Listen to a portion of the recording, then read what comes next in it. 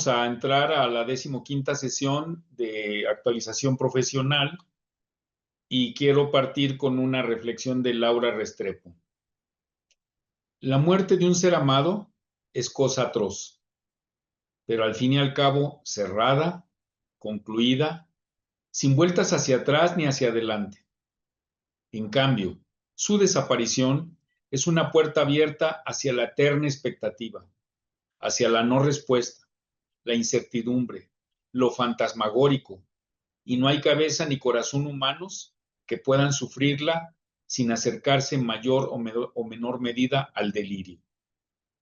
Bueno, pues con esta introducción, yo quiero agradecerle a la maestra Rebeca Selene Velázquez Murúa el haber aceptado la invitación para trabajar con nosotros el tema de acompañamiento psicosocial a familiares de personas desaparecidas.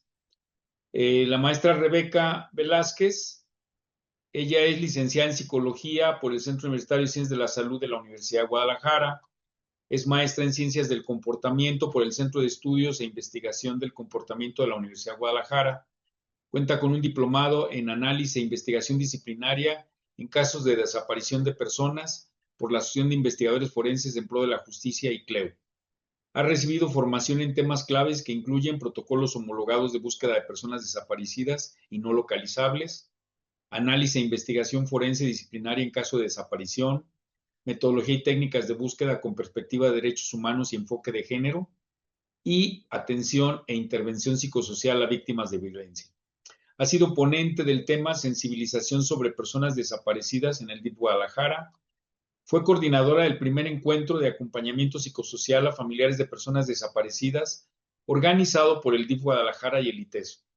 Ha sido profesora en diversas universidades, como el Colegio Libre de Estudios Universitarios, la Universidad La Mar, el Colegio Gastronómico Internacional y la Universidad Internacional. También ha sido acompañante psicosocial en el Centro de Acompañamiento Psicosocial ante la Desaparición de Personas de la Vicefiscalía Especial de Personas Desaparecidas de Jalisco del año 2022 al 2023.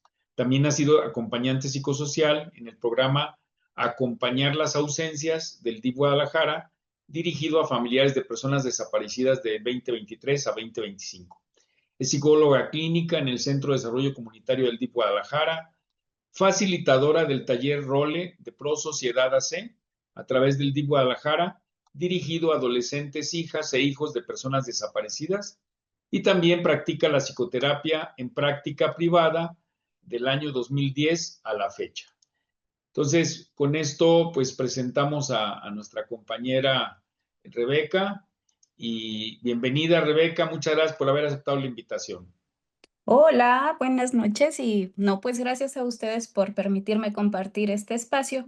Estoy muy contenta de hacerlo, no tanto por el tema del que vamos a hablar, por el tema más bien interesada, ¿no? Y espero también que ustedes compartan conmigo al final de la sesión sus comentarios, su perspectiva, que eso también pues nos ayuda a crecer mucho.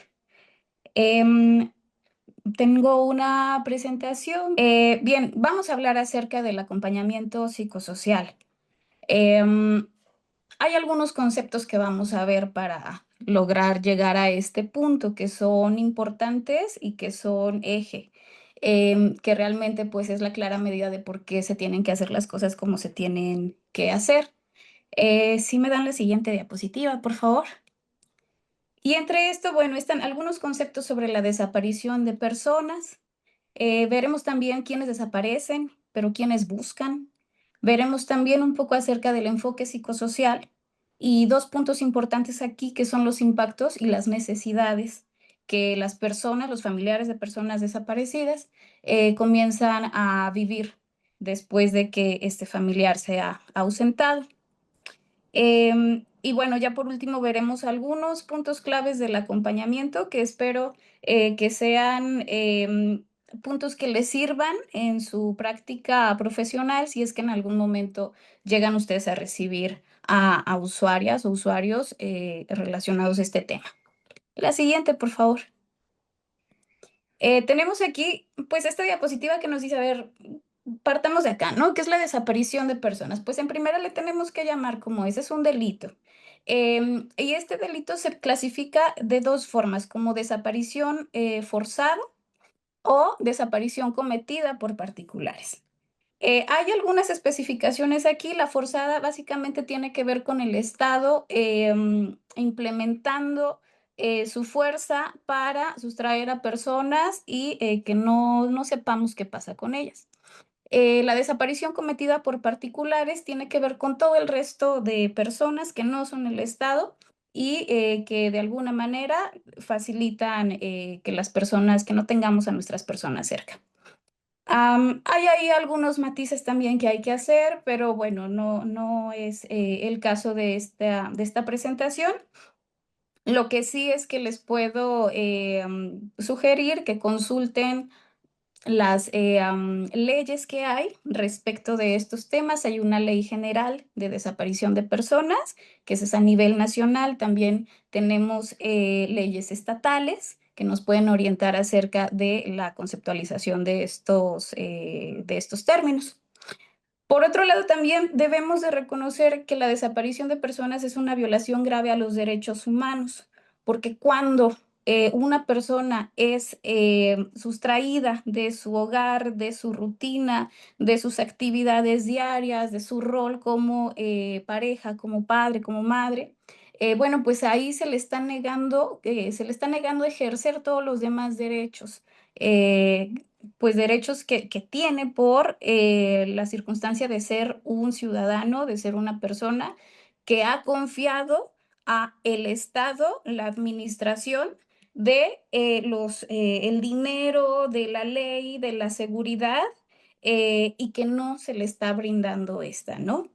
Por otro lado, también debemos de reconocer que es un crimen contra la humanidad si es que esta desaparición de personas se presenta de manera generalizada y además sistemática. Y acá nos dicen hacia civiles, ¿no? Entonces también estamos hablando de que en muchas ocasiones podemos decir, a ver, la desaparición cometida por particulares realmente no existe, porque si hubiera medidas necesarias si el Estado actuara de la forma pertinente para que no hubiera particulares que sustrajeran a personas, pues esta desaparición no se vería, ¿no? Entonces hay autores que son pues, muy radicales y nos dicen, todas las desapariciones son desapariciones forzadas.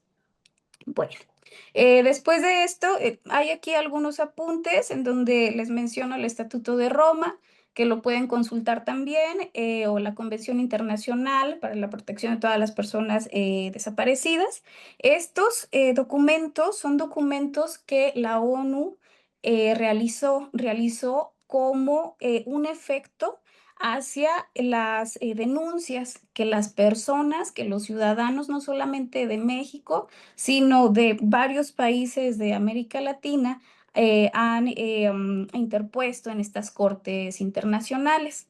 Y debemos de tener presente que la desaparición de personas no tiene que ver con los últimos años, sino desde los años 70, con todos los regímenes que han existido, bueno, se ha dado la desaparición de personas y desde esos puntos los familiares han levantado la voz y se han ido a estas instancias internacionales.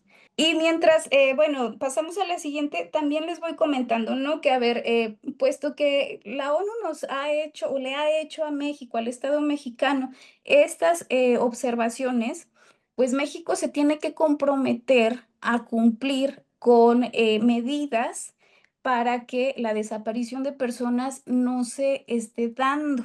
Es algo, se supone, a lo que nos tenemos o el Estado se tiene que comprometer, pero pues en la realidad vemos que no se han ejecutado las medidas pertinentes. Algunas de ellas, como comentaba, es la creación de estas leyes, es la creación de protocolos, es la creación de los procedimientos que se tienen que efectuar cuando una persona desaparece. Entonces, desde aquí debemos de tener la claridad de que también la intervención que nosotros hagamos como psicólogos, pues tiene que basarse o fundamentarse en estas leyes, porque veamos de fondo que son personas que son víctimas de un delito y que el compromiso que debe de tener el resto de la sociedad es que estas personas no se revictimicen y que incluso, ¿no?, reciban la protección y reciban pues los cuidados necesarios para que puedan salir de esta circunstancia que es compleja. Bueno, avanzamos y vemos por acá que nos dicen, ¿y cuándo podemos decir que una persona está desaparecida? Porque ese es otro de los puntos importantes, ¿no? En años anteriores, varios años anteriores, se esperaba que no se supiera del paradero de una persona por 72 horas más o menos, y entonces ya se podía ir al Ministerio Público a poner la denuncia de desaparición. Al día de hoy no. Nos dicen en esta diapositiva que en cuanto usted sepa que un familiar, una persona, se ha salido de esa rutina que usted sabe que esa persona tiene, desde ese momento, desde el primer minuto, usted puede decir que desconoce del paradero, ¿no? Y más aparte, si usted tiene por ahí algún indicio de que la persona puede estar siendo, le pueden estar ejecutando algún delito, puede estar siendo víctima de algún otro delito, es decir, desapareció y no creo que se haya ido con el novio, como es que en algunos momentos se indicaba, ¿no?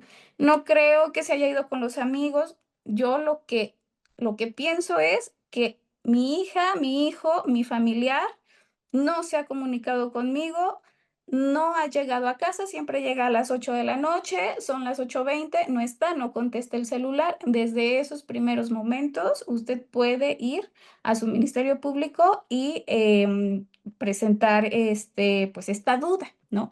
Ya en el Ministerio Público harán las investigaciones, que son unas primeras investigaciones para ver si se encuentra a esta persona, en donde pues posiblemente en hospitales comiencen a buscar, a lo mejor en la curva, bueno, estoy hablando de casos de aquí de Jalisco, ¿no?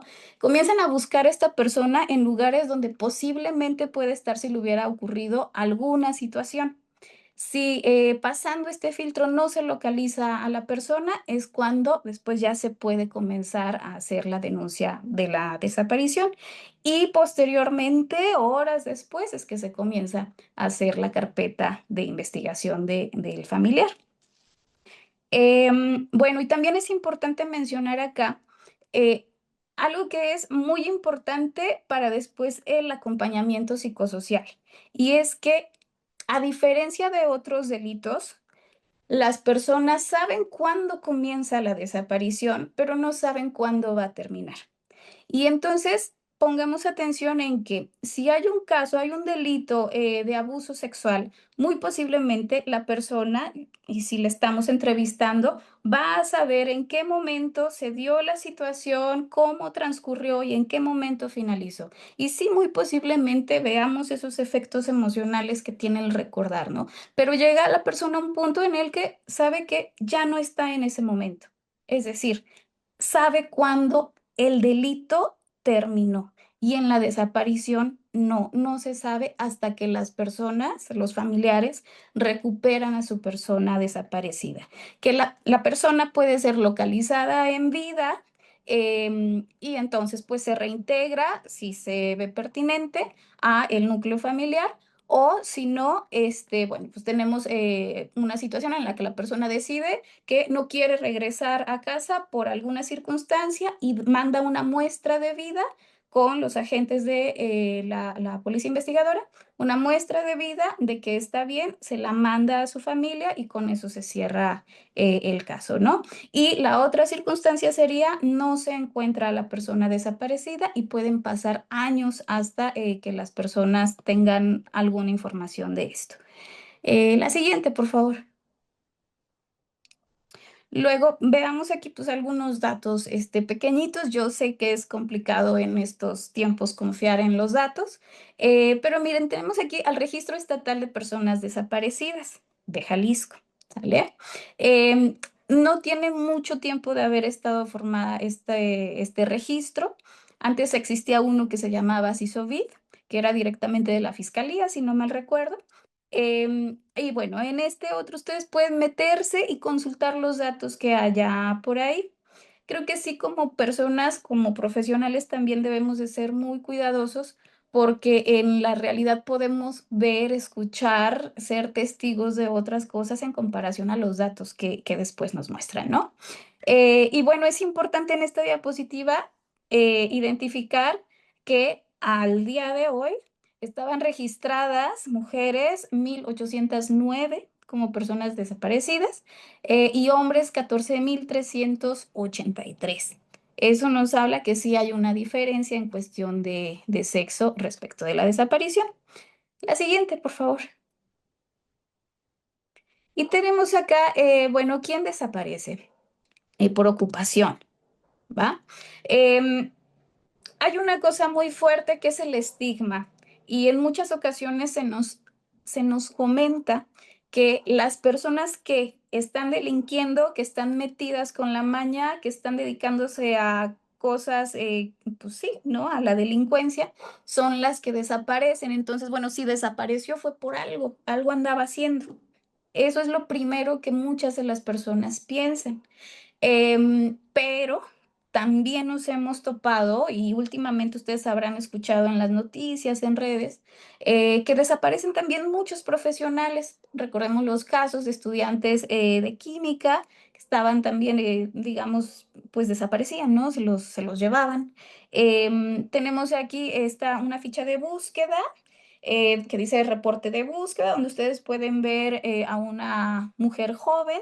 Bueno, esa chica era ingeniera en sistemas. Entonces, es el caso en el que tres ingenieros en sistemas van a hacer un trabajo, son contactados para hacer un trabajo en Michoacán. Se van en una camioneta que pertenecía a ellos, una pequeña empresa que ellos tenían, y no se vuelve a saber de su paradero. La mamá de la joven pues hace investigación por su cuenta, como es muy usual, y comienza ella a rescatar información hasta que se da cuenta que su hija ya no se encuentra con vida. Lo último que yo supe, en este caso, bueno, no se encontró los restos de la joven, pero la madre quedó pues ya satisfecha con saber y con creer lo que le habían comentado, ¿no? Entonces decimos, bueno, pues hay profesionistas, hay estudiantes, hay amas de casa que también son desaparecidas. em, Sí hay una relación entre condiciones de vulnerabilidad de una persona y la probabilidad de que sea desaparecida. Em, Tenemos por aquí esta palabra, ¿no? La pobreza. No estoy diciendo que las personas pobres sean desaparecidas por su pobreza, sino lo que sí se debe indicar es que es una condición de vulnerabilidad en la que muy posiblemente van a poder recurrir a actividades económicas en donde ellos puedan tener dinero de una forma mucho más, podríamos pensarlo, más fácil en el sentido de lo rápido con el que puedo ganar este dinero, los contactos que tengo a mi alrededor, mis amigos que se andan dedicando a esto y que me invitan. Entonces, bueno, puede posibilitar que las personas se dediquen a actividades delictivas y que por consecuencia, pues sean desaparecidas. Luego hay otra cosa que es el reclutamiento y hoy en día la falsa sensación de elección. Y entonces recordamos estos grupos de WhatsApp en donde se integran a personas jóvenes, en muchas de las ocasiones hombres. Se les ponen ciertos retos en estos grupos para que los vayan cumpliendo y ya cuando, digamos, estos mentores ven que han cumplido los retos, ya les dan el pase para que se unan y sabemos estos casos en los que les mandan el Uber hasta la puerta de su casa, los recoge el Uber, se los llevan y los jóvenes que han logrado pues salir de esta situación comentan el miedo que comienza a surgir cuando les despojan de su celular, cuando no les dejan interactuar con otras personas y desde ahí básicamente ellos comienzan a sentirse en una situación de riesgo, ¿no? Ya no es un reto, ya no es algo que se va sintiendo agradable. Por eso ponemos ahí falsa sensación de elección de estar trabajando para las personas que los reclutan. Em, y bueno, con esto también tenemos que pensar por qué es que desaparecen las personas, pues en muchas ocasiones, y si es por una situación de crimen organizado, hay diferentes fines. Sabemos hoy en día, y ya es algo que se comenta mucho, hace unos años era algo que no se podía decir, ¿no? Como tan abiertamente, pero ahora ya es muy reconocido que el crimen organizado ha diversificado sus empresas. Y yo, esto es mío, yo lo veo así, em, las empresas necesitan personal para diferentes actividades, ¿no? Entonces, por eso es que diferentes personas les pueden servir para sus fines. Y por eso es que, bueno, pues ninguno de nosotros estamos, pues, digamos, como a salvo, ¿no?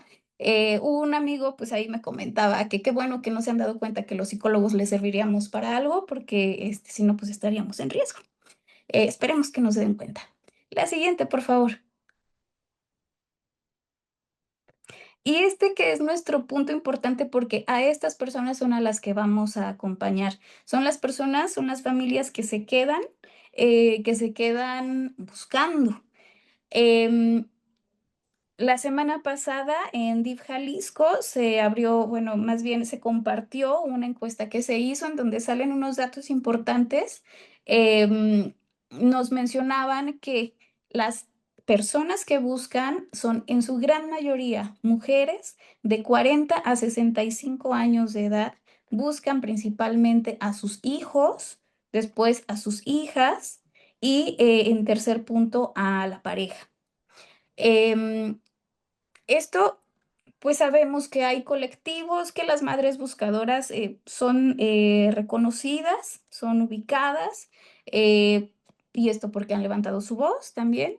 Em, y ya en la atención directa que hemos tenido con ellas, en la experiencia personal, claro, es que son mujeres de 40 a 65 más años en las que piensen, pues llegan a esta situación con esos años detrás, ¿va? Y con circunstancias que hacen difícil la búsqueda. Ahorita vamos a hablar un poquito más de cómo se busca. Por el momento tenemos ahí una imagen en donde vemos un grupo de mujeres. Les pido que por favor pongamos atención en su vestimenta, que pongamos atención en cómo van agrupadas, que pongamos atención en cuántas son mujeres, si vemos un hombre por ahí, que veamos la brecha por donde van. Y bueno, pues esto es una situación de todos los días con ellas. También no, siempre llevan las playeras con el logotipo, no logotipo, sino el nombre de su grupo y también enfrente grandote la foto de su persona desaparecida. Por otro lado, bueno, ¿qué pasa con los hombres? Y les comparto este dato porque hay muy poquitos hombres que participan. En proporción, les comento que teníamos un grupo de 285 personas.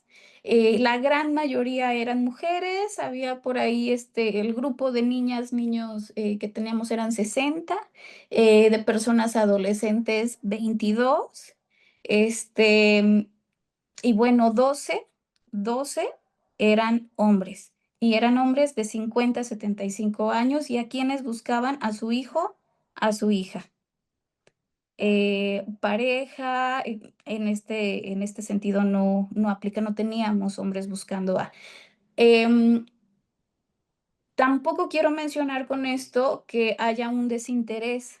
Una cosa como, así como muy cualitativa que veíamos era cuando teníamos a estos hombres reunidos en grupo, que podían estar ellos, ¿no? Grupito de hombres, em, comentaban algunas cosas era como que se daban permiso de decir un algo. Ya el más osado mostraba una lagrimita, pero en el discurso había mucho dolor.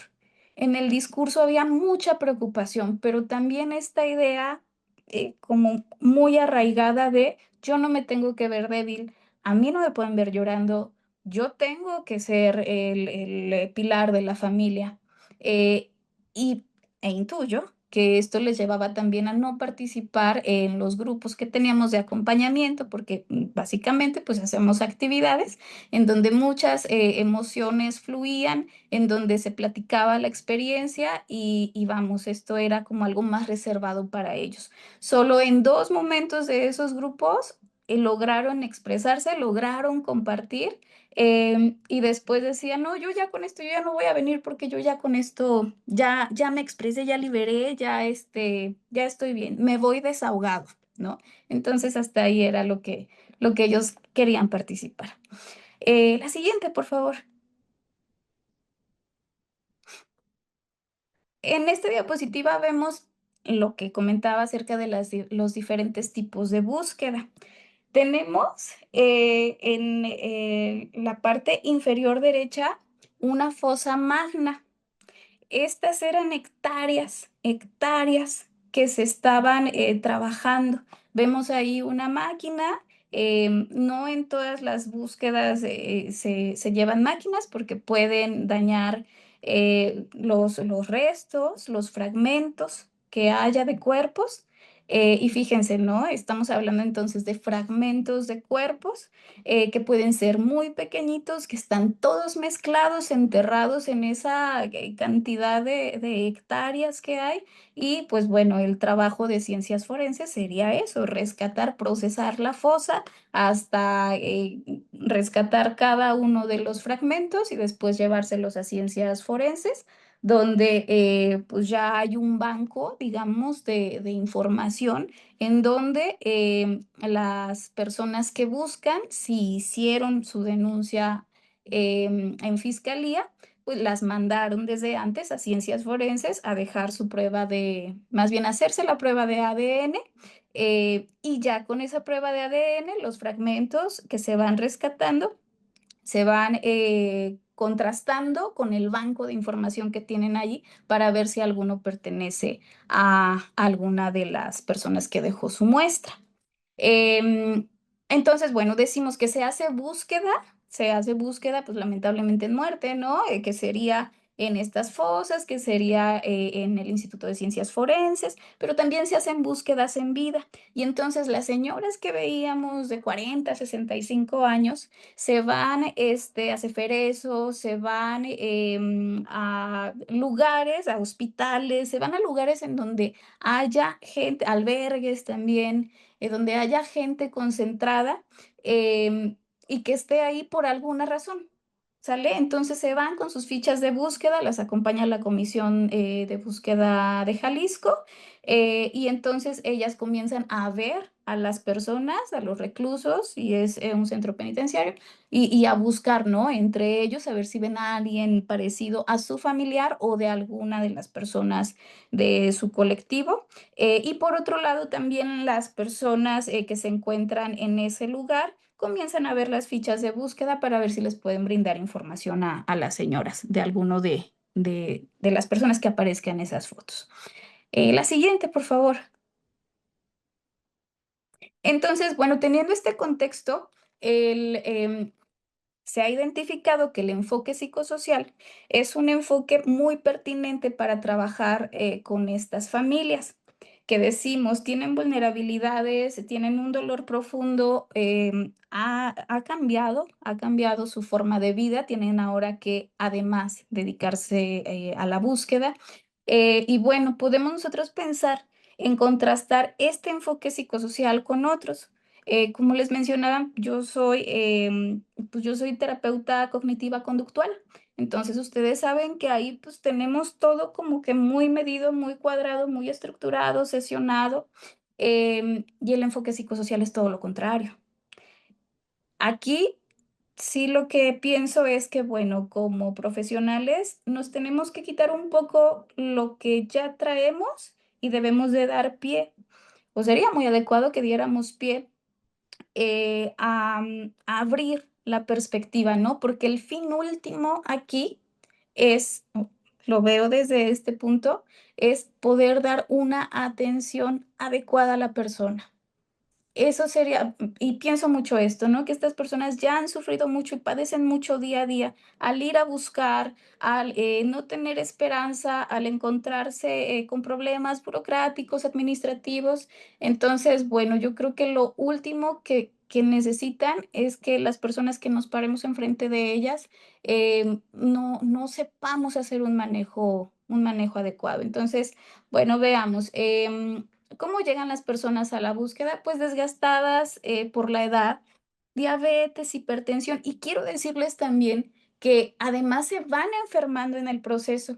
Había una situación muy curiosa porque en DIF recibimos los documentos para agregarlas al programa, entre ellos pues su INE, y sí nos causaba mucho shock ver una INE del año pasado y a la persona, y decíamos, es que se ha avejentado, o sea, a partir de la desaparición, la persona se avejentó, se desgasta, comienzan a tener problemas en los dientes, por tanto, apretar en los músculos, problemas de cáncer. Entonces, bueno, vemos que también estas personas que están buscando la búsqueda les desgasta.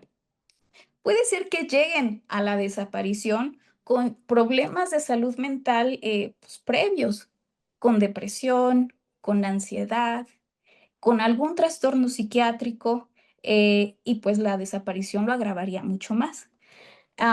Puede ser que también ya tengan dinámicas familiares complejas, como en muchas de nuestras familias mexicanas, y pues también, ¿no? Que ellas tenían un plan de vida y que este plan de vida se ve truncado porque ahora la desaparición les cambia la vida. Em, Comentamos también que el enfoque psicosocial busca identificar los impactos de la desaparición. Es decir, ¿qué pasa conmigo? Y esto yo me lo traduzco tal cual como estos, como golpes, ¿no? O casi como impactos de bala, varios. ¿Qué pasa conmigo cuando desaparece alguien? ¿Qué me va llegando? Una bronca y otra y otra y otra. Muchas de las señoras que tenemos, pues son abuelitas. Y muchas de las personas que desaparecen, pues son el papá, la mamá. Entonces, este, los niños, los nietos, pasan al cuidado y resguardo de las abuelas. Entonces son mujeres que vuelven a maternar, ya no lo tenían pensado, pero lo vuelven a hacer. Y en muchas ocasiones no tienen el recurso económico para gestionar los gastos. Por ejemplo, ahorita de la entrada de útiles es una cosa inimaginable, ¿no? Es como, chin, y el uniforme, y ellas ya habían pasado por esto, pero ahora tienen que volverlo a hacer. No me ha tocado ver que lo hagan saben, de mala gana, pero sí me ha tocado ver lo duro que sienten que es la vida en esos momentos para ellas. Bueno, entonces decíamos, ¿no? Los impactos de la desaparición y con esto y después es a lo que vamos nosotros en el acompañamiento, es a las necesidades que tienen las personas. Entonces, bueno, perdónenme, derivadas de ellos en los diferentes ámbitos que conforman la vida de cada uno de los integrantes de la familia, de la persona desaparecida. El enfoque psicosocial no diagnostica ni pone etiquetas. Lo que le sucede a una persona cuando está viviendo la desaparición de alguien no es un error de su pensamiento, no es una alteración de su percepción, es el efecto de un contexto social que es violento. Entonces, por eso es que aquí no hablamos de paranoia, por ejemplo, porque ¿cómo no estar hipervigilante si es que las personas que se llevaron, que sacaron con armas a mi hija, a mi hijo de aquí de la casa, están apostadas en las azoteas y diario que paso me hacen una seña, me hacen un mueven el arma? Entonces, pues eso realmente no es una paranoia que venga de la nada, ¿no? Que me la está inventando. Es un temor, es un riesgo latente que hay ahí y hay una hipervigilancia ante él. Em, y bueno, aquí hablábamos también de ámbitos, ¿no? ¿En qué ámbito se puede dar esto? Pues en todos. En el personal, en el de pareja, en el familiar, en el social, en el laboral, pierden su trabajo. Además que decimos también, la desaparición empobrece a las familias. En el emocional, en el espiritual, en muchas ocasiones las mujeres, las personas que buscan, dejan de creer en Dios, le reclaman a Dios, reniegan de Dios, pero luego llegan a un punto en el que Dios es su principal eje. Y por eso les pongo aquí esta fotografía que es un cirio. Ese cirio lo prendíamos cada vez que una de las señoras iba, y tenía una, ay, no, no es una confrontación, no, iba a ver algo de su caso ante un juez, ¿sale? Entonces, iba al juzgado, en muchas ocasiones era Puente Grande, y entonces ahí se iban a definir cosas. Era un momento de suma tensión y lo que hacíamos era en la oficina, prendíamos el cirio, le mandábamos la foto cuando ella iba en camino, porque llegando allá pues ya los celulares no sirven. Y bueno, eso nos decían que las iba acompañando, ¿no? Y desde acá nosotras tratábamos de decirle, estamos aquí pensando en ti y esperamos que todo te vaya bien. Em, Avanzando tenemos aquí algunos ejemplos de impactos. En estos impactos, responsabilidad del proceso legal, de la búsqueda e investigación del delito. ¿Por qué? Porque si bien quienes buscan a una persona desaparecida, las instituciones son comisión de búsqueda, es la fiscalía, em, si bien la responsabilidad está ahí, siendo muy honestos, las personas que llevan la evidencia, que llevan la información, que se meten a lugares súper densos para rescatar datos y llevar las pruebas al Ministerio Público y que su carpeta avance, pues son las mismas familias. Entonces cae en ellas esta responsabilidad. Hay señoras que han dicho, yo me tuve que disfrazar de vagabunda y yo hacía como que estaba loquita para meterme a tal lado y ver qué escuchaba o si veía a mi hijo o si. Entonces, bueno, llegan hasta esos puntos. Otro impacto es la responsabilidad del cuidado y protección de las hijas, hijos, es decir, de los nietos, por ejemplo, como ya lo decíamos. La estigmatización, la segregación y la soledad. Muchas de las personas alrededor de ellas les dicen, ya no busques, es muy riesgoso, mira cómo te estás desgastando. Pero para ellas es primordial, se vuelve su razón de vida, buscar. Y en muchas ocasiones se da el efecto de la doble desaparición, en el que desaparece la persona a la que sustrajeron, pero también la persona que busca, porque ya no está en el hogar, porque ya no es la tía, la abuela, ya dejó su rol. Porque 100% se dedica a la búsqueda y a todos los temas relacionados con. Em, Otro impacto es la sensación de no deber disfrutar. Dicen que no me veo tan triste. Es que si me ven que voy a los 15 años de mi sobrina, pues me van a ver bailando y no, yo debo estar triste, yo debo estar pensativa, yo debo estar en el dolor. Entonces, esto también es mucha información que se da del medio hacia ellas.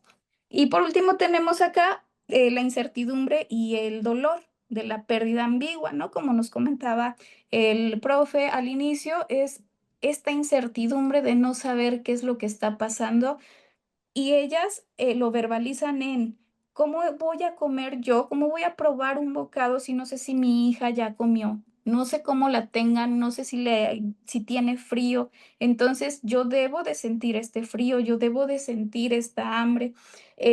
O situaciones como pruebo bocado y no me lo puedo tragar porque pienso que, ¿y si mi hija no ha comido? La siguiente, por favor.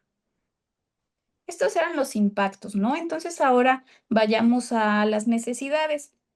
Y es que como acompañantes psicosociales, y noten que no lo menciono como psicólogas, psicólogos, sino que acá nos mencionamos como acompañante psicosocial, em, lo primordial debe de ser, a ver, ¿qué es lo que necesita la persona? Tal vez la persona no necesita que la ponga a hablar de sus emociones, tal vez no necesita que la ponga a hacer una meditación.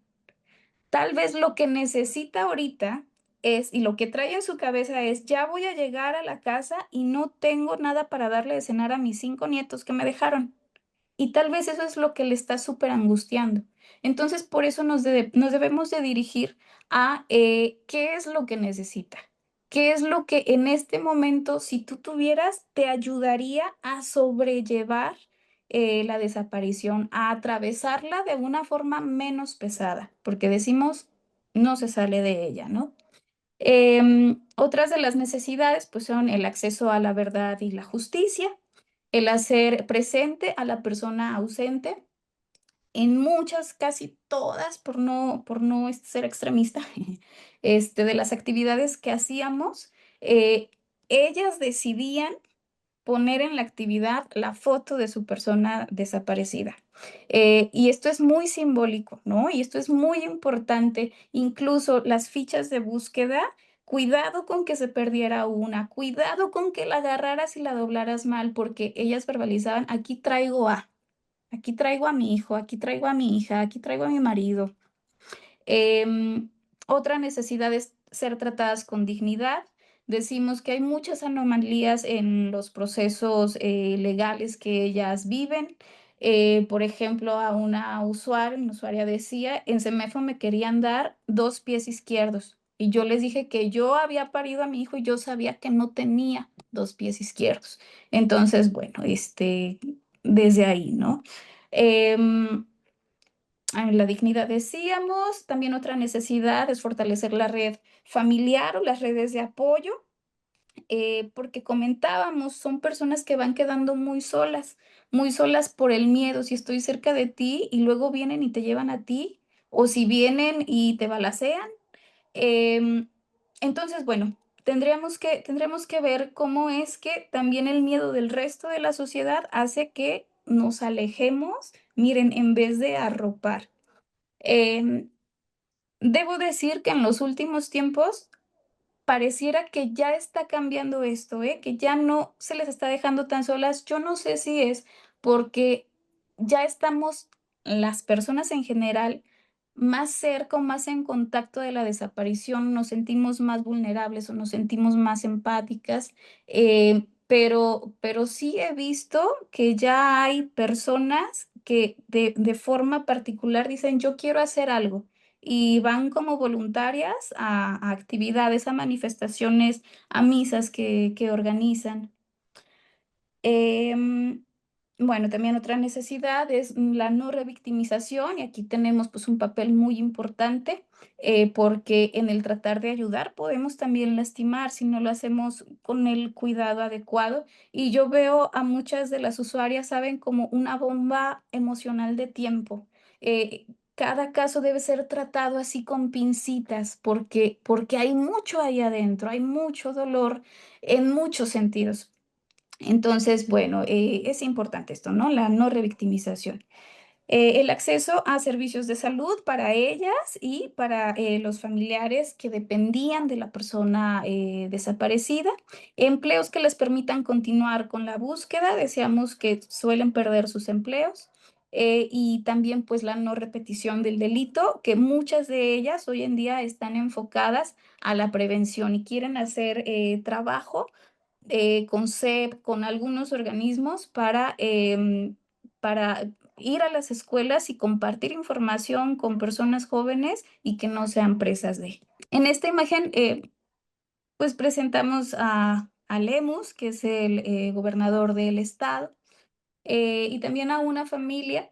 Esta familia, y este momento fue histórico porque es la primera vez que se ofrecen unas disculpas públicas a la familia de una mujer que fue desaparecida y que hubo muchas omisiones y muchos malos manejos en el caso. Esta familia fue acompañada por una asociación civil que se dedica a esto, ¿no? A de forma jurídica dar acompañamiento a familiares de personas desaparecidas e indagar hasta encontrar verdad y justicia. Entonces, bueno, la señora Mati es la señora que vemos ahí con esa chalinita blanca. em, la señora Mati refería que em, esas disculpas no eran solamente para ella, no eran solamente para su hija y para su hijo, fueron 2 personas desaparecidas en su caso, sino que eran para todas las personas que estaban buscando a alguien. Fue muy significativo, muy, muy simbólico. Y por otro lado tenemos un arbolito que este ejercicio se ha hecho en muchos estados del país. Es un árbol, es una ceiba. Las familias colocaron un listón, ese listón tenía un mensaje, tenía el nombre de su persona desaparecida e hicimos una actividad casi a modo de ritual en el que dimos un significado a ese árbol. Hablábamos de la conexión de las raíces de este árbol y de esa conexión que en donde quiera que esté su persona desaparecida, esas raíces lo van a encontrar. Entonces, bueno, la siguiente, por favor.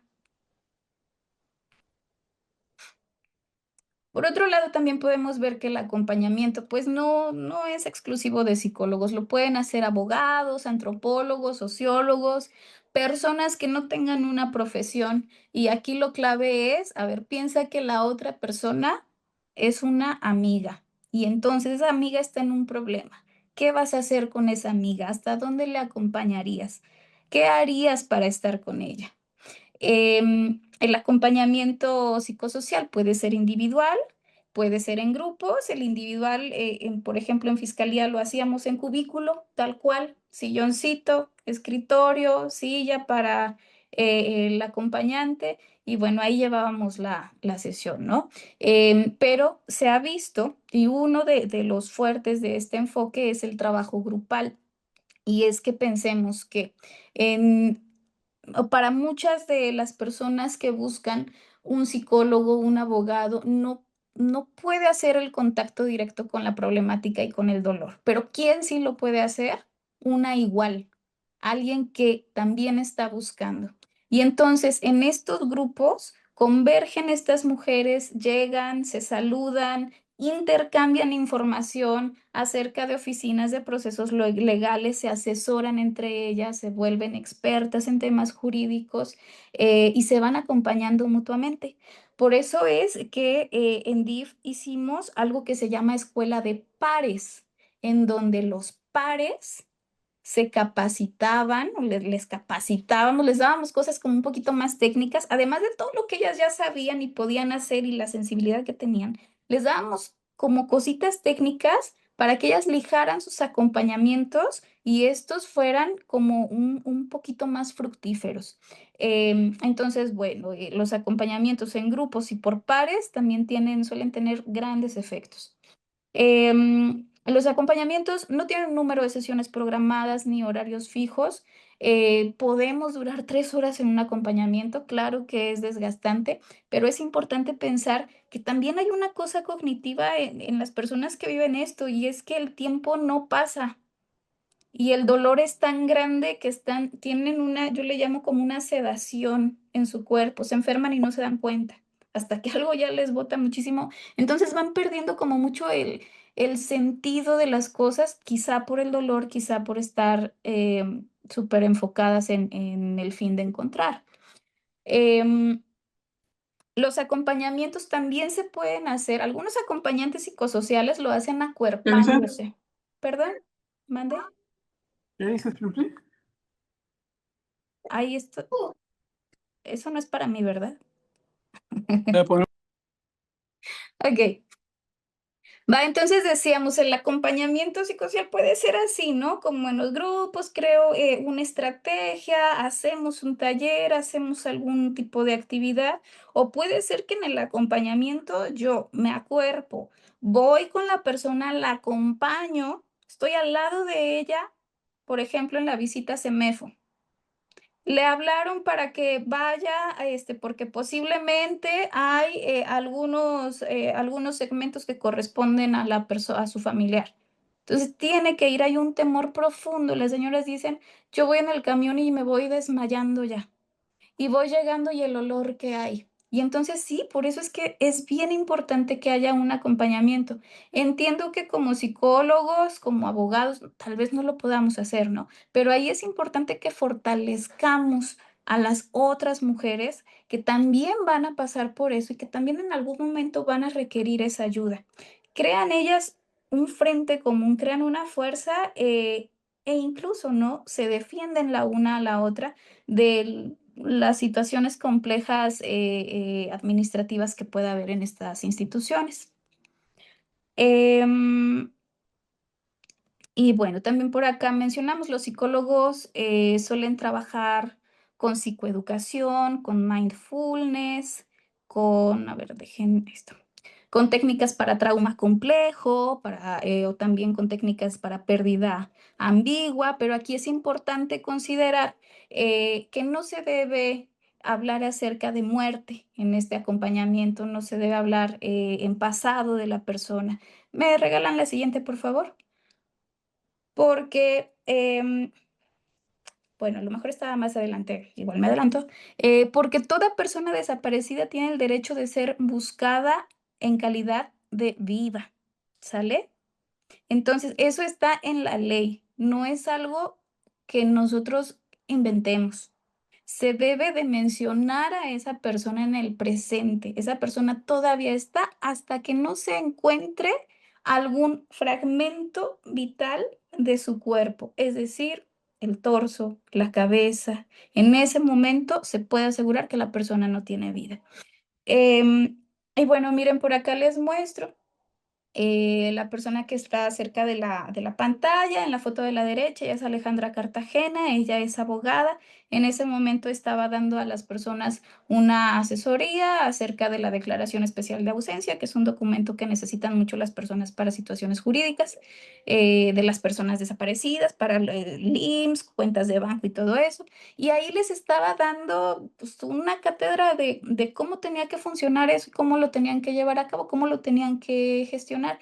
Eso es acompañamiento psicosocial. Ella, pues ahí se ve muy bonito todo porque pues eso es de ITESO. Entonces, bueno, y por otro lado, le mostramos también una fotografía en donde ustedes ven unos birretes. Eh, Esas mujeres con esos birretes son buscadoras y además se les dio un curso de emprendimiento para que ellas, pues si bien no podían tener un trabajo estable, sí pudieran llevar a cabo una pequeña empresa o la venta de algún artículo para generar de ahí recursos. Entonces, bueno, se les dio todo un curso y ese día fue el día de su graduación. Por eso les vemos con esos birretes, ¿no? Eso es acompañamiento psicosocial también. Los maestros, maestras que estuvieron dándoles el curso, la institución, entre ellas mismas se ayudaban. Había mujeres que no sabían ni leer ni escribir, pero eso no tenía que ver con que no pudieran tomar el curso y otras mujeres les ayudaban a estudiar o les mostraban sus apuntes o les mandaban fotos de un algo o audios, ¿va? La siguiente, por favor. Y bueno, acá les menciono, ¿no? A ver, como acompañantes psicosociales, evitemos tratar la situación como un duelo, lo que ya mencionábamos, ¿no? Con preguntas con ¿cómo se llamaba tu hijo? Miren cómo ahí está en pasado, ¿no? Y ya estamos dando por hecho que no está ni va a estar. Y tumbarle a una persona este trabajo de búsqueda, porque si la persona supiera que no está ni va a estar, pues ya ni buscaba, ¿no? Pero todos los días tienen en mente eso. Les decía, se vuelve su fin último. También evitemos verbalizaciones del tipo seguro andaba en algo, ya no busques, em, te estás poniendo muy mal, porque también ellas dicen, no, a ver, yo me voy a morir aquí y no me importa, voy a morir haciéndome esto. Entonces, ni me digas si no me vas a ayudar. No me critiques, no me juzgues, no me señales, que creo que pues tienen toda la razón. Y también algunas técnicas de confrontación que a lo mejor con algunos pacientes pues podrían ser muy adecuadas y son necesarias, pero en esta situación no. ¿Por qué? Porque es bien importante que sepamos que esas mujeres, esas personas no llegaron ahí por una situación que ellas eligieran. Ellas estaban tranquilas en su casa, a lo mejor cenando, cuando se dieron cuenta que es que fulanito no está, es que fulanito no ha llegado. Y entonces imagínate, yo no sé si en algún momento esto te ha pasado, pero cómo se te viene el estómago para arriba, pero cómo comienzas a sudar frío, pero cómo, afortunadamente, desde este punto, cuando eso me ha pasado, yo he localizado a alguien en cuestión de minutos. Esa sensación me dura minutos, ¿no? Pero yo no puedo ni imaginar cómo es que estas personas viven años con todo esto en su cuerpo. Y de ahí que se derive después, yo no soy experta en el tema, que se derive después el trauma complejo y que se derive también pues todas las circunstancias que sus cuerpos pueden estar experimentando a consecuencia de. Había el caso de una señora que realmente le hicieron estudios y todo estaba bien en su cuerpo, pero ella dejó de caminar. Y entonces pues se le gestionó silla de ruedas y tiene un hijo que la mueve en esta silla de ruedas. Pero esto no camina. Para ella sus piernas no le responden y pues todo fue a partir de la desaparición. La siguiente, por favor. Y bueno, entonces, ahora, ¿qué si no, qué sí se vale hacer? ¿Qué sí nos ayudaría mucho a nosotros para dar atención a personas? Pues implementa esto, ¿no? La escucha activa, estos puntos de aquí son del manual de perspectiva psicosocial de un autor con el que yo compagino mucho, que es Carlos Beristain. En el 2010 escribió este manual, pero tiene muchísimos. Él estuvo en Colombia en una comisión que trataba de llegar a acuerdos de paz, porque como sabrán, pues Colombia ha tenido muchas situaciones de violencia, de guerrilla, de desaparición. Entonces, Colombia es un país, si ustedes quieren consultar literatura, es un lugar en donde se han hecho cosas muy importantes y que hoy en día estamos tomando desde allá, ¿no? Desde su experiencia.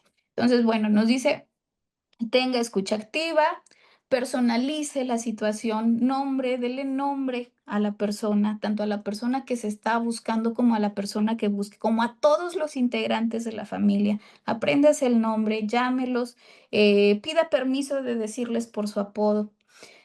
También nos dice la disociación instrumental, la puede aplicar y esto es algo que creo que estamos entrenados en estar escuchando a la persona, pero tomar diferentes perspectivas, ¿no? Desde a ver cómo lo estoy analizando yo, cómo lo estoy sintiendo yo, cómo estoy viendo que la persona lo está ideando, cómo va a tomar como este meme de todos los Spider-Man.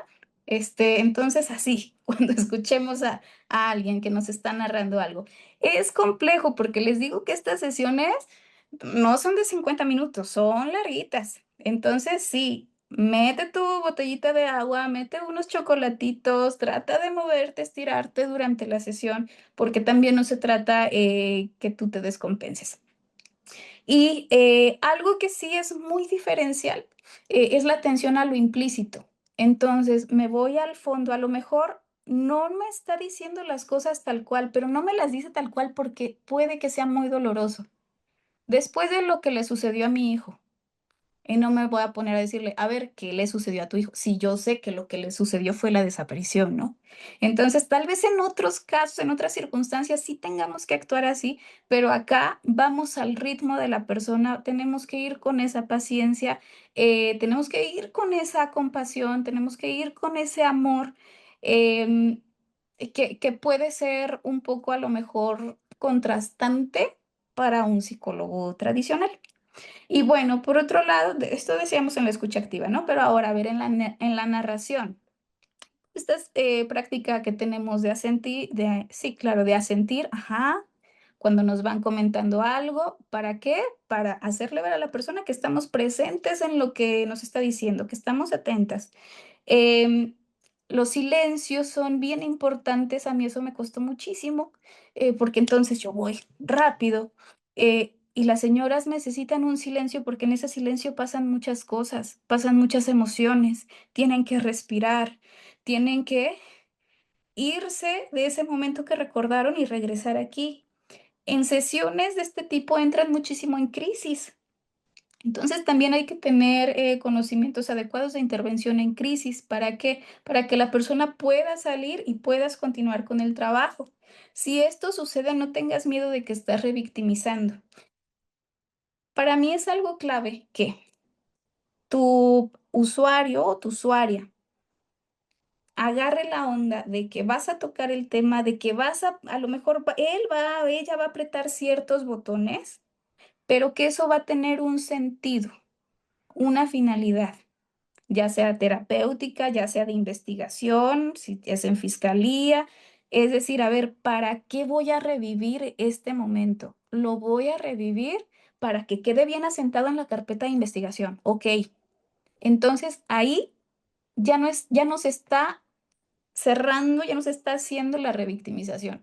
Ahí ya tiene un sentido, ya tiene un porqué. Y las personas van al punto y lo lloran y lo duelen, pero también lo recuperan, ¿sale? Em, el contacto corporal, esta también es una cosa que puede ser contrastante, también a mí me costó mucho trabajo. Yo digo que ahí me enseñaron a abrazar, que yo no sabía abrazar, pero ahí persona que llegaba en estos grupos, era que te ven y te abrazan, y son unos abrazos tan profundos, y son unos abrazos tan sostenidos, y son unos abrazos en los que nos decimos cosas en el oído, ¿no? Y realmente nos sentimos bien con volvernos a ver porque estas mujeres están en mucho riesgo y podríamos ya no volvernos a ver. Em, También puedes darte esta libertad de clarificar la situación. A ver, espérame, para ver si voy entendiendo, ¿va? Porque también ellas en su narración se pueden atropellar mucho, pueden ir de un momento a otro. Entonces es válido que clarifiques la situación. Parafrasear, recapitular y bueno, pues todo lo anterior con extremo tacto y dando el tiempo necesario para la persona. Esto es fundamental. Estamos ahí para ellas, y siéntete libre porque no tienes sesiones contaditas, ¿no? La siguiente, por favor, que no sé cómo vamos de tiempo, que creo que voy bien, ¿verdad?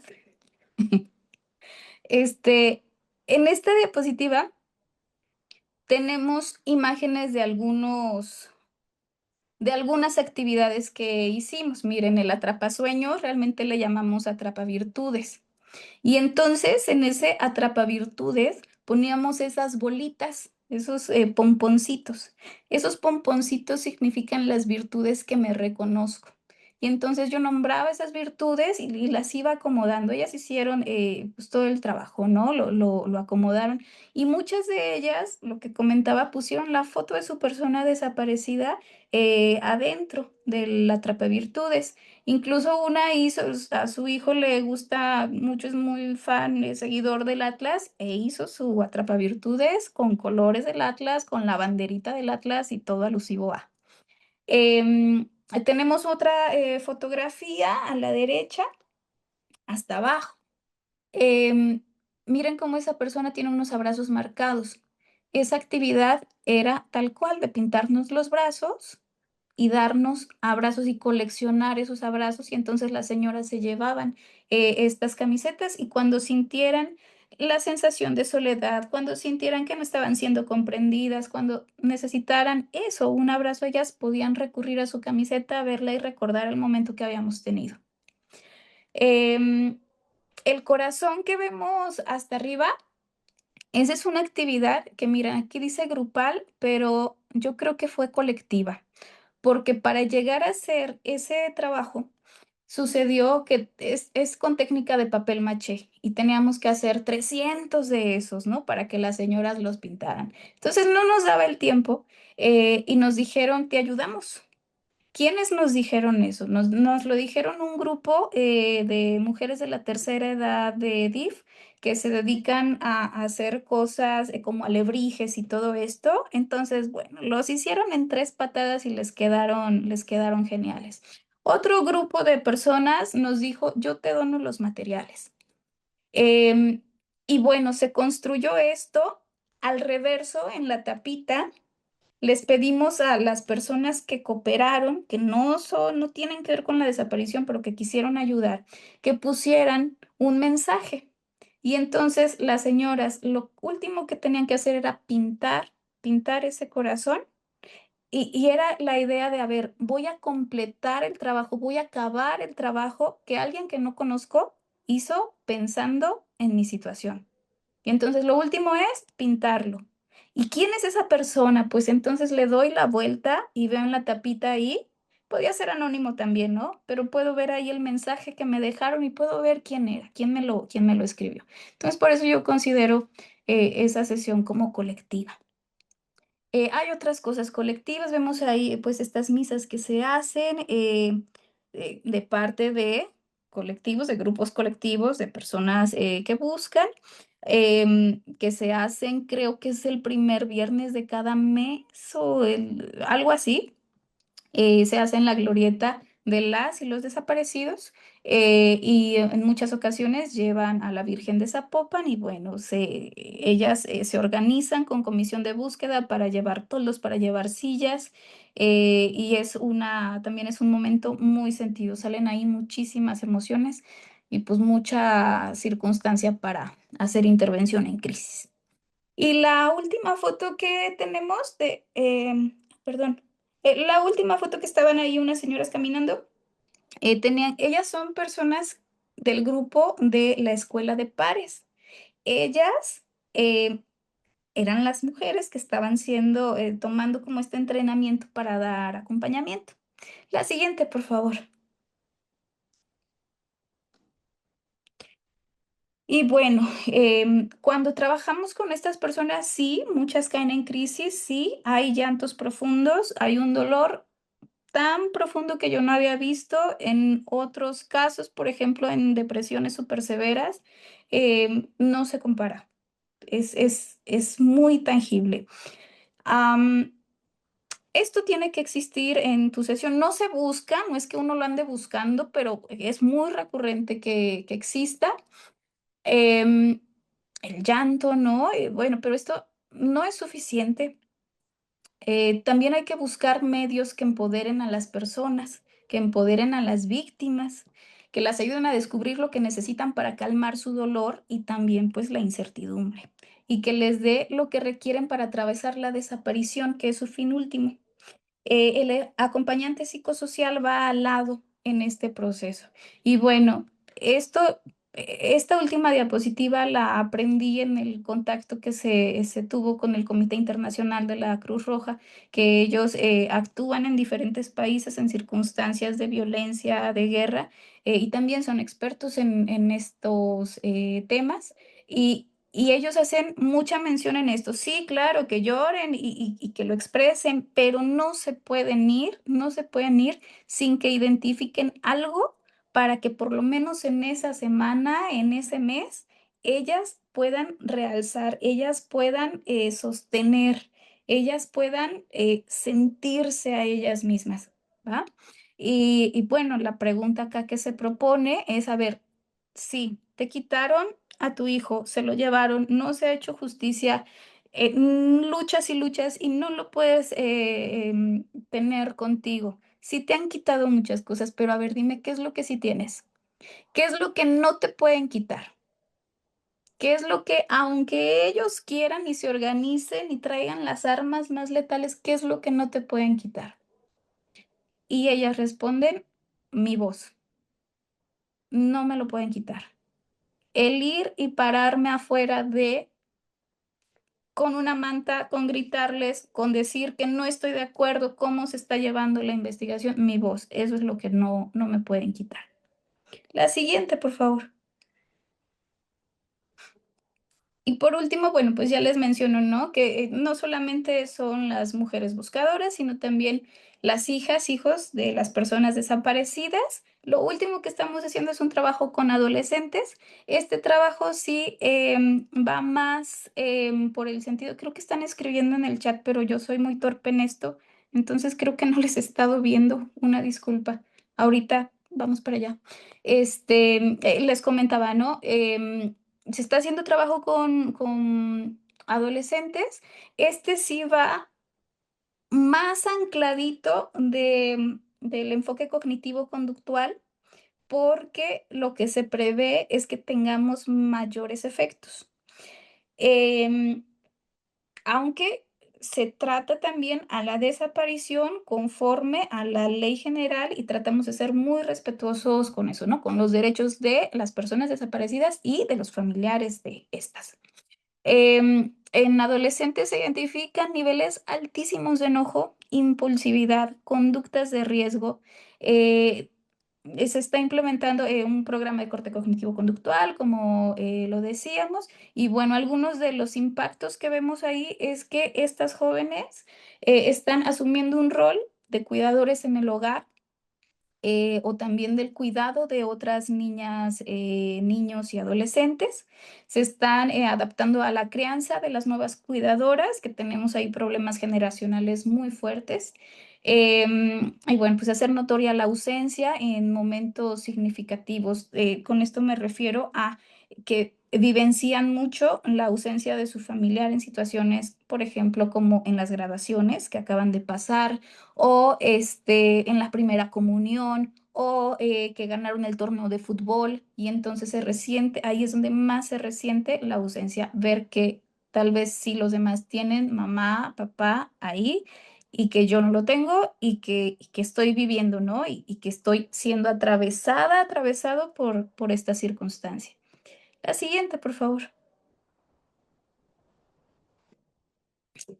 Y aquí pues para cerrar esto, ¿no? A ver, no como psicólogos vamos a regresar a la persona desaparecida, pero sí podemos estar al lado de nuestra usuaria cuando transita por una de las experiencias más atroces que se pueden vivir. Y de base, si tú estás, escuchas, le prestas atención a la persona que tienes al lado, créeme que con eso ellas se sienten ya atendidas y se viven diferente, ¿no? Por lo menos cuando llegan contigo, cuando llegan al lugar en donde se va a trabajar.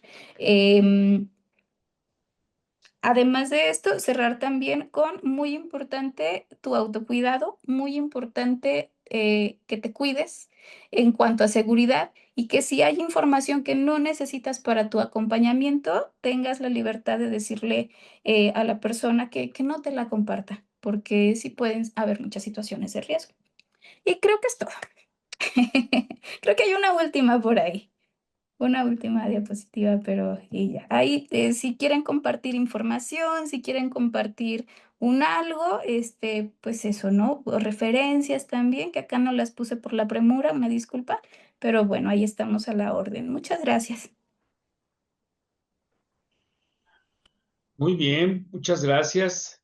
Yo creo que ha sido una sesión muy nutricia, muy, la verdad, impactante porque creo que este trabajo es muy especial y bueno, pues yo creo que hoy nos lo presentaste de una manera muy significativa, muy importante, ¿no? Yo quiero preguntarles a mis compañeras y compañeros si tienen alguna pregunta, algún comentario que quieran hacer. Hay, por ejemplo, en el chat, Laura Erika Lorenzo nos dice que ella fue psicóloga, fundadora del programa Acompañando la ausencia en el DIP Guadalajara, que estructuraron un protocolo de intervención. ¿Ya? Nos narra pues su experiencia, ¿no? También Lisette dice, de hecho, la próxima semana nos toca apoyar a la COBUPEG en la ronda de biométricos para identificar a personas desaparecidas en los centros penitenciarios para dar contención cuando se requiera. Mi aportación es, en el breve momento que tengo voz delante de las familias de personas desaparecidas, aprovechar para hacer un poco de mindfulness y psicoeducación en conducta de autocuidados ante impactos emocionales. Cosas sencillas, pero que pueden ser de utilidad y ha habido buena respuesta. Tratamos de evitar hacer todo lo que acertadamente señalas. Creo que cada vez más gente nos involucramos en las actividades porque cada vez los casos de desaparición están más cerca de nuestro propio círculo social. Se nota en tu discurso esa experiencia y sensibilidad. Gracias por apoyar a esas personas que les toca vivir estas trágicas experiencias. Elsa Román nos dice, gracias por tu trabajo, tú le das esperanza, contención y apoyas en su proceso de resiliencia. Construye una verdadera comunidad con iguales, con quien sí las entiende. Elsa Román, muchas gracias en verdad por compartir tu trabajo tan importante y necesario. Elizabeth Camberos, gracias por compartir. Juanita Hermosillo, gracias. María Guadalupe Vázquez dice, buenas noches, estoy de acuerdo contigo, Rebeca. El tema de las personas desaparecidas es una de las realidades más dolorosas y complejas de nuestra sociedad. No solo representa una ausencia física, sino también una profunda herida emocional, psicológica y social que afecta a miles de familias. El sufrimiento de no saber dónde está un ser querido genera angustia, incertidumbre y un duelo permanente que difícilmente puede explicarse con palabras. Mi respeto y solidaridad están especialmente con las madres buscadoras Mujeres que, movidas por el amor y la esperanza, transforman su dolor en una lucha incansable por la verdad y la justicia. Hablar de los desaparecidos así exige ética, sensibilidad y humanidad, recordando siempre que detrás de cada caso existe una vida, una historia y una familia que merece ser escuchada, acompañada y tratada con dignidad. Regina dice, ¿pueden mandar la información de contacto? No alcancé a guardarla, claro. Rocío Díaz, mi admiración y respeto, gracias por compartir tu experiencia. Elvira, gracias por tu entrega, excelente trabajo. Y Rocío Zacarías, gracias por acompañarlas en su dolor. Pues ahí te dicen todo, Rebeca. Yo creo que comentarios muy significativos y verdad, yo creo que tu exposición, aparte de fortalecernos académicamente, profesionalmente, pues nos tocaste el alma. Muchas gracias. Gracias a ustedes por la invitación también y por todos los comentarios. Y pues vaya, ¿no? Qué triste que estemos hablando de esto, pero también qué bonito ver pues el apoyo que ustedes muestran y la empatía que muestran hacia la situación. Gracias por todo. Ok. Bueno, pues ¿Puedo hacer una pregunta? Tengo una duda antes de terminar. adelante. Ay, muchas gracias. Bueno, primero que nada agradecer, Rebeca. La verdad es que me gustó mucho todo lo que nos compartiste. Yo en lo personal siento que este tema es en los que más necesito fortalecer. Siento que estaba en ceros, entonces me voy con mucho que aprender y también pues que seguir fortaleciendo. Mi duda va un poquito dirigido a, recuerdo hace mucho, bueno, no sé tanto, pero con una maestra que estábamos viendo el tema de duelo. Veo que estuviste mencionando que es como lo más importante, trabajarlo como un duelo. Ella hacía mucho como esta mención de que era importante identificar cómo se iba a trabajar la pérdida. Si la persona iba como con esta idea de tener como justo la esperanza de que sigue vivo la persona, porque así es como debería de ser, o si la persona está con esta pérdida en cuestión de que ya está buscando el cuerpo. ¿Tú más o menos qué opinas de esta cuestión? Porque ahorita me resonó como, ok, si vamos a trabajar el duelo, desde una entrada es nosotros ya tener justo esa creencia de que la persona pues vamos a encontrarla viva o si tenemos que hacer como esta diferenciación de cómo está la persona, no sé, psicológicamente o en cuestión de creencias de cómo encontrar a este ser desaparecido. No sé si me dio un poquito.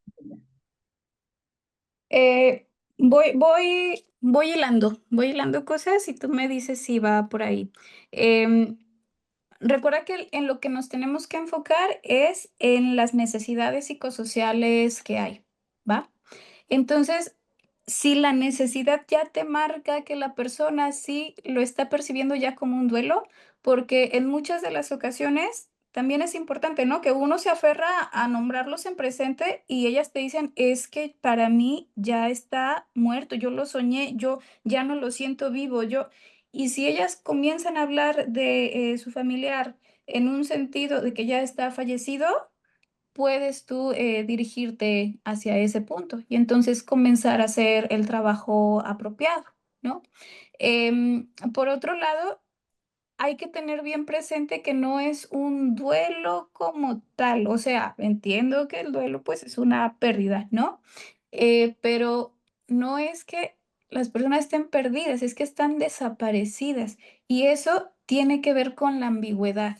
Es que no sé si va a regresar y muchas personas mencionan, ¿y qué tal si yo ya lo estoy pensando como fallecido, pero en unos meses regresa? ¿Qué voy a hacer? O sea, ¿cómo me voy a sentir yo al verle? Y si ya vendí sus cosas, y si ya las saqué, y si ya reacomodé su cuarto. Entonces, ahí está el punto de la ambigüedad. Acá la situación va siendo con, a ver, la persona te va a ir marcando. Te va a ir marcando qué es lo que necesita. Y claro que un día puede ella supervivirse como en este duelo y en otra ocasión se puede ofender muchísimo porque se atrevió a pensar a su familiar así, ¿no? Y entonces va a decir que no lo estoy buscando, va a decir que ya me di por vencida. Em, Tú comentabas esto de a ver, si irnos a las creencias, pues eso yo yo te diría que es más adelante, ya porque hay personas que ya recuperaron los restos de su familiar, que las personas ya fueron localizadas y tal cual entran a esta parte, ¿no? Y por ejemplo, en DIF lo que estábamos haciendo es, ya tenemos muchas personas que localizaron, no las podemos sacar porque pues están entrando como en otra pequeña guerrita, ¿no? ¿Qué hacemos? Pues hay que hacer un grupo especial de duelo en donde tal cual y ya con unas técnicas tanatológicas se pueda hablar acerca de la situación. No sé si por ahí va Regina o Sí, si un muchas poco de gracias. claridad, no por Sí, nada. muchas gracias. Ok. Mari, adelante, Mari. Hola, Creo hola, que ¿qué no. tal? Bonita noche. ¿Sí me escucha? Sí, Sí, Gracias. perfecto. Sí quiero agradecer a todos y al doctor José por darme la oportunidad también de estar acá y escuchar esto tan interesante. Eh, mm, a partir, bueno, una pregunta. Sé que todos los casos pues son diferentes. Sin embargo, pues bueno, ya con tu experiencia, eh, ¿qué, qué de esas herramientas que tú aplicas como desde la primera eh, el primer contacto que tienes con una persona que está pasando por un proceso así, entra en catarsis y que dentro de qué herramientas son las que para ti han sido más o que usas ya desde tu experiencia para apoyar desde esta parte emocional a una persona que está así desde la primera instancia, ya que pues es cuando el impacto es mayor y sin embargo, pues tratar desde dejarla un poco más tranquila. sí, es importante esto porque, por ejemplo, en fiscalía llegaban las personas así, o sea, en el minuto cero de la desaparición y era todo emocional, organísmicamente, un caos, se les bajaba la presión, no podían de la impresión y además al estarles haciendo ciertas entrevistas eran pensar en la muerte de su hijo, cómo estará, va, entonces sí, los primeros momentos, los primeros meses de la desaparición, sí van a tener una carga emocional fortísima. Y ahí, pues, lo único que puedes hacer es dejar que la persona caiga en crisis y después comenzar a aplicar técnicas y se les enseña, ¿no? Incluso a identificar, o sea, con el paso del tiempo sí es muy adecuado que tú le enseñas a la persona cuando le va llegando una crisis, cuando hay ciertos recuerdos y que antes de caer en la crisis, la persona se autodirija y comience a respirar y que diga, a ver, espérame poquito, ahorita te sigo contando. Y que ella misma se cuente los tiempos para respirar. Y entonces vemos ahí el intento, ¿sabes? Como la lucha que ellas tienen por dominar todo esto. ¿Por qué? Porque, a ver, sí, no está mal que lo expresen, pero el objetivo de ese momento estar contigo tal vez no era eso. Es decir, si no se sale de la crisis, pues no seguimos la sesión, ¿no? O sea, o se nos va el tiempo en el llanto. Pero era justamente lo que el Comité de Cruz Roja menciona. A ver, eso no es lo suficiente. Ah, sí, después recupera de la crisis y formula algo. Tú no, pues, bueno, o sea, no el acompañante, sino la persona. Ayúdale a que construya algo, a que vea algo más allá de ese dolor que está teniendo. En muchas ocasiones nos vamos a cuestiones de fe. Ok. Las señoras se van a esta situación de fe y desde ahí es que recobran otra vez fuerza y toman un sentido. Ok, sí, el dolor, lo que acabo de llorar, tuvo un sentido. Pero y también muchas de estas crisis vienen antes de episodios significativos. Mañana tengo que ir a CEMEFO. El viernes tengo audiencia.